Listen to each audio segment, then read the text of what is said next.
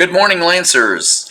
We're going to take a look at a term that we're going to be using throughout the semester, and the word is rhetoric. And this is a really good term to apply to Martin Luther King's letter from Birmingham jail, because Martin Luther King is one of our best rhetoricians. And let's take a look at a definition, or the definition that I like to use for rhetoric. And first of all, the meme here says how to pronounce it. The word is rhetoric. I've heard a lot of people mispronounce it as rhetoric because they're probably thinking of a rhetorical question, and that is the question that is not supposed to get an answer. So if you're asking someone, do you know how silly that looks? That you don't really expect to get an answer for that. So that's a rhetorical question, but rhetoric has a much more complicated meaning than just the issue of rhetorical questions. So let's take a look. This is the definition that we're going to use in this class for rhetoric: the effective use of persuasive language. And people use rhetoric all the time. You use it every day of your life, and so does everyone else. We're always trying to get other people to do things we want them to do, and that's really what rhetoric is all about. But there are lots of different strategies we can use for doing that, and you probably have mastered some of those without even really maybe realizing it. But think about what this means: the effective use of persuasive language. We're using language to get what we want. We're using language to persuade other people to do what we want them to do.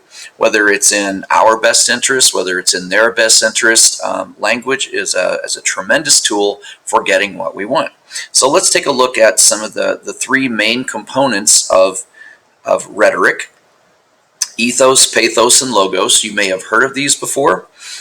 These are not really strategies so much as they are the basic elements of rhetoric. And we're going to take a look at what these mean. And this visual here kind of tells you in a word what they mean. Ethos has to do with credibility. And if you look at these are actually Greek words. Ethos, pathos, and logos come from Greek. And ethos has the same beginning word as ethics. So if you are an ethical person, if you're credible, if people know you to be a believable person, then that's part of your value as a rhetorician or someone who uses rhetoric. Pathos is the emotional appeal, and a lot of what we see is emotional appeal. And logos is appeal to logic or reason. And that's why there's a picture of a brain here. So a lot of times we think of this as being like appealing to somebody's emotions, appealing to their heart, or appealing to their logic, appealing to their brains. And sometimes it's a little difficult to tell the difference between whether somebody's trying to tug at our heartstrings or somebody's really using reason to do that. And we're going to use Martin Luther King's letter from Birmingham jail to show and to study how that sort of thing works. So let's take a look at the terms more specifically. Ethos has to do with credibility. We've already established that. It also has to do with credentials. So somebody who has a degree in something, somebody who has been educated and has had some formal training in a particular area, you're going to believe that person more than you are somebody who has not. So we believe somebody, we're going to believe a medical doctor when we have medical issues, as opposed to, your friend who lives down the street who thinks he or she knows something about your medical history, or, something that we saw on YouTube, or, a relative or something. So your credentials, your actual training, experience, somebody who is more experienced at something, even if they have the credentials. So if you're going to believe a doctor who's been around and who has performed several surgeries, probably more so than you will a doctor who's just starting out in the field, or a teacher, or a police officer, or a politician, or anybody like that is going to have some actual experience, because that is sort of the second part of how you learn things other than your formal education. The character of the speaker is really important also, like what you know about that person. So if this person is a surgeon and the person has the credentials and the experience, but maybe they've got a sketchy record of in their personal lives, maybe there's something strange going on. Maybe they've committed some crimes or something. Maybe they've mistreated people, or they're just not a very nice person. That has to do with character. So character of the speaker or writer, or appeal to a credible authority or source. So anytime you see a speaker or a writer referring to someone, or citing a source of someone who's supposed to be knowledgeable, then they are appealing to ethos. And so sometimes who says something or who writes it, even if it's exactly the same thing as somebody else, it carries a little bit different meaning. And you know that some people are just more believable. You probably know that if you're trying to talk an adult into letting you do something, you might choose a particular spokesperson because you know that person just has a way with words, or you know that person is the favorite of the person who you're trying to convince. And so that's what ethos is really all about. The same words can mean something very different coming from a different source. And so that is ethos. Let's take a look then at logos. And logos has the same root word as the word logic. And so what we're talking about here are real facts, provable scientific facts. And reason and logic are sometimes used interchangeably. Reason can be established based on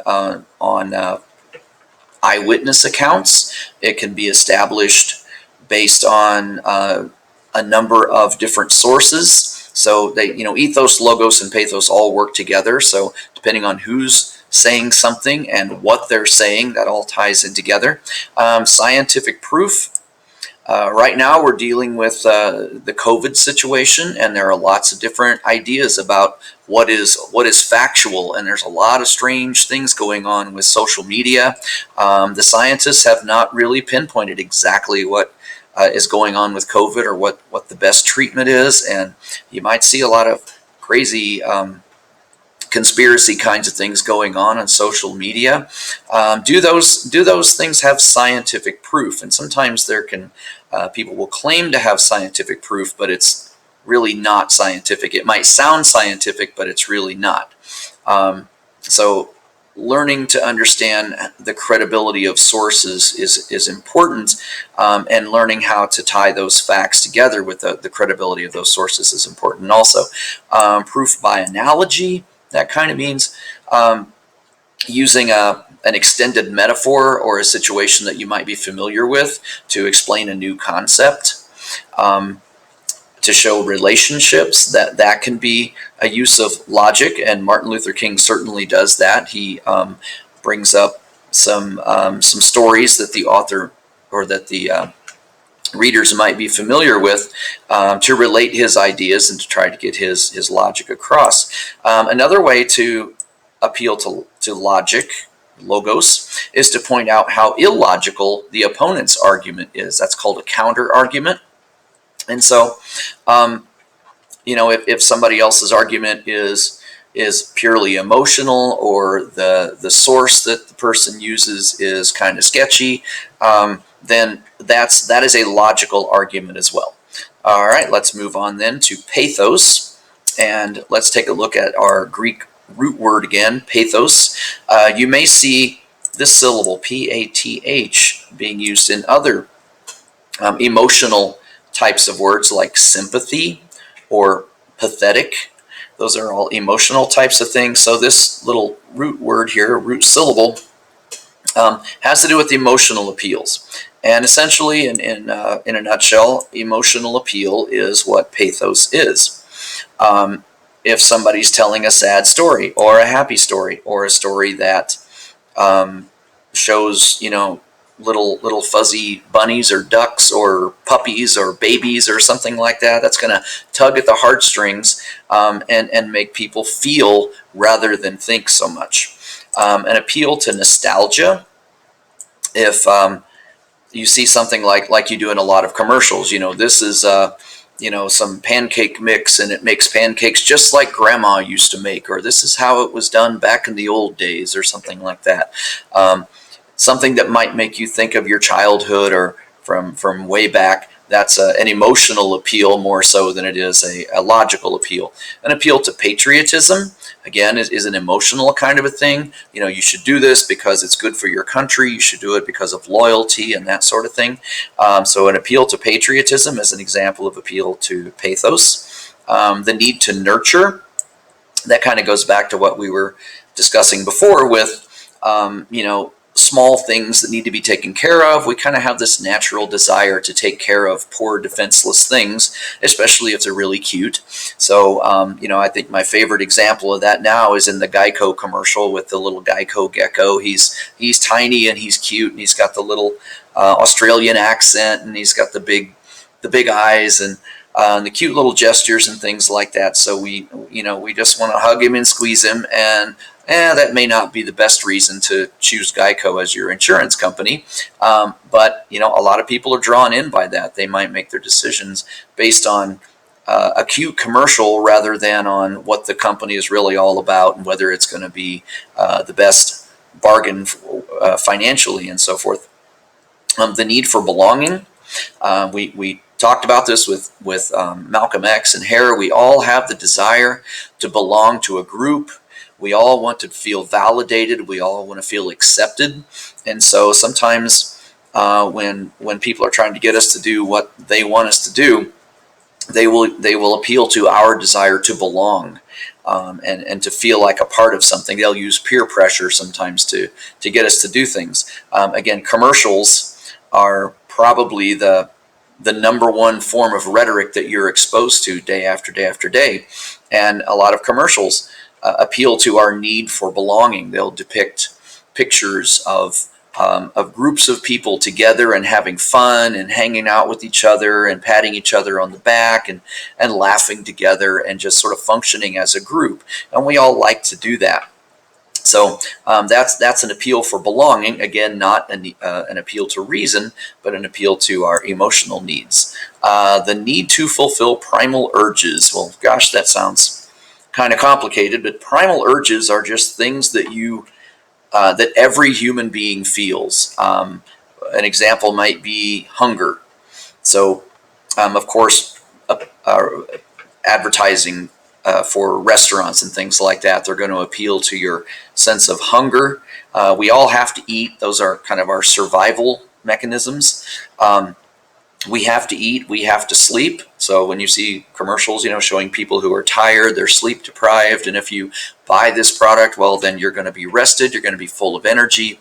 Our need to eat, our need to sleep, our need to, people are, they have reproductive urges. That's just, that's a little uncomfortable to talk about, but it's something that every human being is born with. That's how we survive as a species. So anytime you see a commercial that appeals to, that depicts people on dates, or they're, show attractive members of the opposite sex or something like that, then that would be an example of the need to fulfill primal urges. The need for safety is another primal urge. The need to protect, that's and survival instincts, those are all primal urges. So those are all examples of pathos, emotional appeals.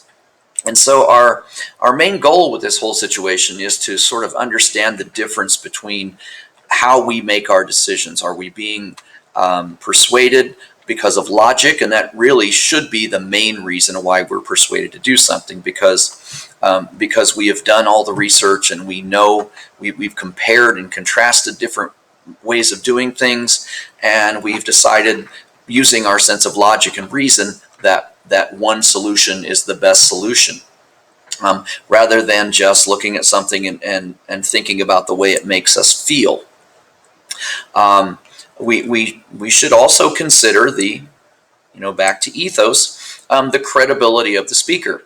If there's somebody who you know is a known liar or a known manipulator, they just don't have a very good track record, you might want to think twice before taking their word for these things. So this is what we're going to take a look at with Martin Luther King's letter from Birmingham jail, with um, the letter that was written by the clergyman, the short letter that Martin Luther King's letter is a response to.